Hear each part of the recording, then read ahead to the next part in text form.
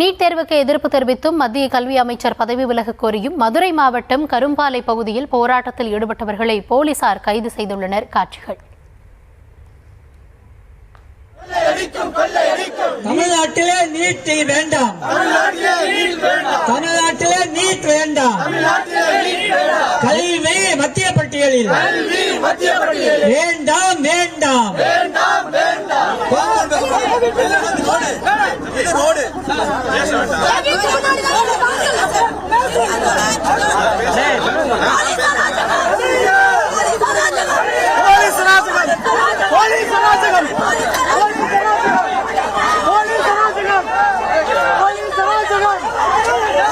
விவரங்களோடு செய்தியாளர் பாலமுருகன் இணைந்திருக்கிறார். பாலமுருகன், போராட்டத்தில் ஈடுபட்டவர்கள் போராட்டத்திற்கு அனுமதி பெற்றிருந்தார்களா? எதனால கைது நடவடிக்கை மேற்கொள்ளப்பட்டது? முழுமையான விவரம்.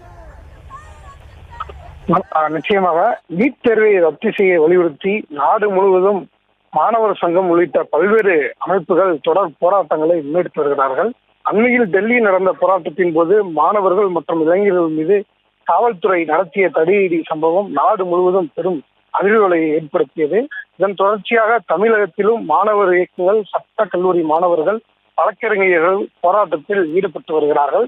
இந்த நிலையில் நீட் எதிர்ப்பு மக்கள் கூட்டமைப்பு சார்பில் மதுரை கரும்பாலை குடியிருப்பு பகுதியில் நீட் தேர்வை ரத்து செய்ய கோரியும் மத்திய கல்வி அமைச்சர் பதவி விலக கோரியும் டெல்லியில் மாணவர்களை தாக்கிய காவல்துறையை கண்டித்தும் காத்திருப்பு போராட்டத்தில் பந்தல் அமைத்தும் மத்திய மாநில அரசுக்கு எதிராக கட் அவுட் அமைத்து அனுமதியின்றி 50க்கும் மேற்பட்டவர்கள் போராட்டத்தில் ஈடுபட்டு வந்தார்கள். ஆனால் காவல்துறையினர் போராட்டத்தில் ஈடுபட்டவர்களிடம் போராட்டத்திற்கு உங்களுக்கு அனுமதி இல்லை என்று கூறி வலுக்கட்டாயமாக கைது செய்தார்கள்.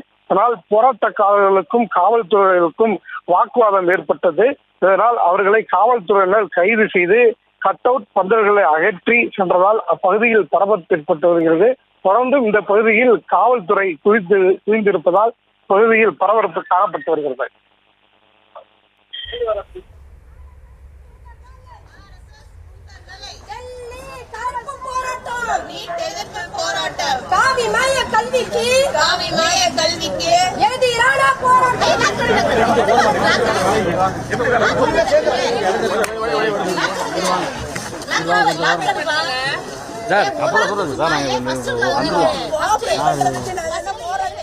விவரங்களுக்கு நன்றி பாலமுருகன்.